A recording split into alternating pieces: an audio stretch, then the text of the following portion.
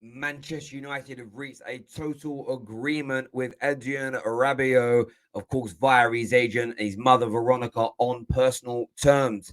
The fee has already been agreed between Juventus and Manchester United in a price around the region of £17 million.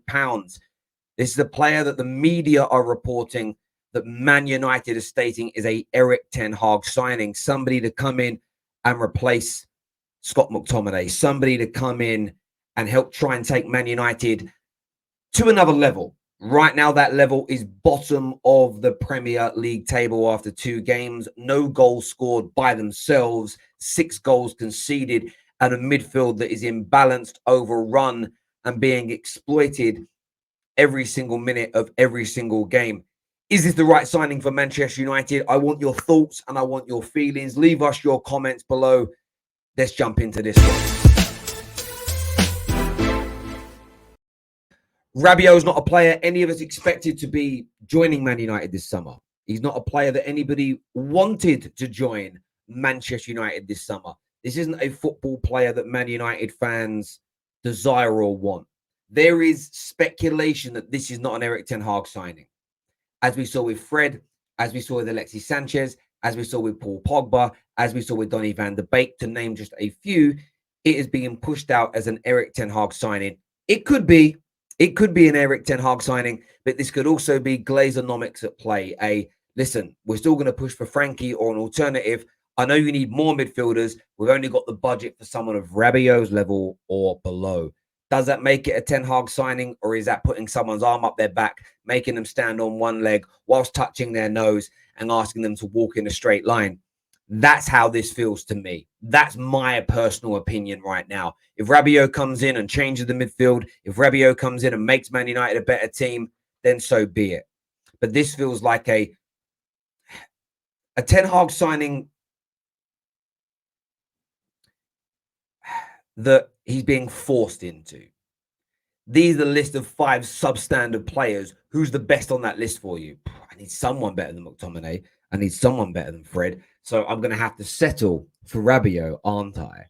That's very much what's going on here. Of course, this plays into rival hands because they get to attack the manager. This plays into the Glazer in Man United fans who can just blame the manager. It's a manager pick. I'll pull out the articles that state it's a manager pick. Of course, when we sign him and when we announce him, you will see Ten Hag praise him and say he's a good player. This is what managers do. Pep Guardiola and Klopp sell players only a month or 2 earlier. They're praising in press conferences, saying how brilliant they are, but they're still happy to let them go. Why are they happy to let them go? Because they're not of the level and they believe they can bring in better. This is normal. This is called good man management. This is called being a good human being, and we shouldn't be trying to tear this down. But what of the player? What will he bring to Man United? He is better at controlling the tempo of a game than Scott McTominay. He is a better passer of the ball than Scott McTominay. Now, people will go and look at the stats and say, well, the stats say that Scott McTominay is actually better, Terry. Yeah, look how many of those passes are backwards and sideways versus progressive passes in games. Look at the speed of passes, the intricacy of passes, and everything else that surrounds it. You have to watch the game with statistics, as always. No one should be an eye test merchant. Nobody should be a stat merchant. You should be putting the two things together. He is better than Scott McTominay, and he is better than Fred. However, that bar is very, very low indeed. It's a very low bar that Man United are setting here. Ridiculously low. Terribly low. It's an awfully low bar. You know, you're talking about, Warwick Davis could high jump this easy. It's a very low bar. And from my standpoint, this doesn't quench any thirst for new players. This doesn't make me feel any better about Man United. De Jong is still on the agenda, as we know.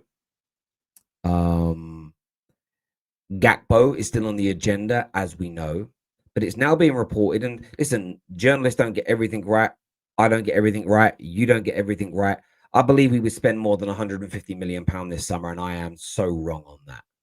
I thought the club, again, we'll go through thought processes because we speak publicly every day on the Terrace. You're always giving your opinions. People are asking them for you. They have your opinions have to be fluid and they have to be adjustable based on facts and information. I thought we were playing down that we only had a small amount of money so that we would get players cheaper. Turns out we've only got about £150 million tops. It's been reported today that if we go for De Jong, we won't be able to sign Gakpo unless we sell more players. We're struggling to sell players because nobody wants our deadwood. So United may still get De Jong or a player of that level or spend that money on somebody else. But we are not going to fill enough holes. We're never going to fill all the holes, but we're not going to fill enough holes this summer. We need another centre forward.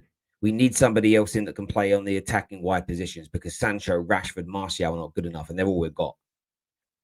Ronaldo doesn't want to be here and he's 37, turning 38 years of age. We're not going to improve that front line and improve our midfield to the level that we should be able to. Did I expect us to replace the goalie this summer? Probably not. Did I expect us to replace both fullbacks? No. Did I expect us to bring in 2 or 3 new centre backs? No.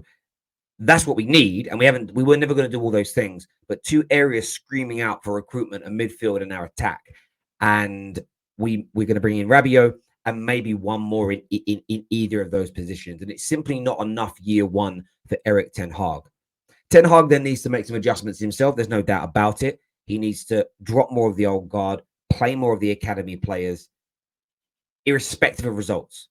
Not too many. You don't want to overwhelm these young players and put them in a position where they're being exploited, where they're being ripped apart by fully grown men and damaging their development. But the balance needs to be right because this Man United team is simply not good enough. The fact that we had another bad day yesterday doesn't mean that Scott McTominay should walk back into this team. It doesn't mean that at all. You know, the manager needs to be strong here. I would say take Martinez out of the team for a period of time and slowly bed him into the Premier League. The same with Malacia. Let's not burn these new players in that regard. Bringing in Rabiot, listen, it gives us an extra option in midfield, a slight improvement. But are we suddenly going to start dominating teams that we play with him? I don't think so. I can't see that. And if I'm wrong, I'm happily wrong. But if I'm being really honest, I think things are going to remain pretty much as they are. You know, Man United are in a situation, as I say, where we're not improving with enough quality in certain areas. We haven't bought enough in certain areas. The manager needs to make the changes, like I've already stated. You know, 2 or 3 of the old guard out. Some of these youngsters in that are hungry, that are not tarnished and not scarred by previous failings. And the most important thing we need to now do as a club is players out. Rashford doesn't want to be here, clearly. Ronaldo doesn't want to be here, clearly. I'd rather not have them and have holes than have players that don't want to be here. I feel United have got to break the mold and do things differently to how we've done them in the past. But what's needed is fans have got to stay with the manager. The fans have got to stay with the rebuild in terms of the overall club rebuild and push for the Glazers to do it. If we don't do that, we will fail. If we don't do that, we will go backwards. I don't see anybody really being excited about this Rabiot deal. He will improve us, but by how much remains to be seen. Is he really a Ten Hag signing? I want your thoughts and I want your feelings on that. And what else do Man United need to do this summer? I want your opinions, people. I want to know where you stand with this. De Jong is still 50-50 according to the British media. Are there any other areas, any other players you can think of that can improve us? The likes of Max Aaron and Cole Walker-Peters have been linked to us.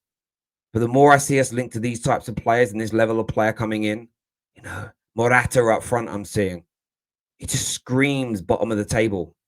It just screams championship. It just screams Man United are a fallen giant, a dead giant, a finished club, an over-the-hill has-been of a football club. What are we going to do about it as fans? Just moan or take tangible action? Now, I want your thoughts and I want your feelings. Rabiot to Man United, done according to Sasha Tavolieri. The personal terms have been agreed. The fee between Manchester United and Juventus has already been announced as agreed.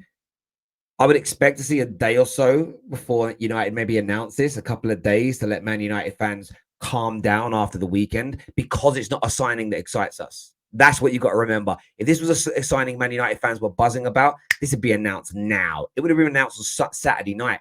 They'd have parachuted him out in West London and landed on the pitch at full time at Brentford to try and make things calm down.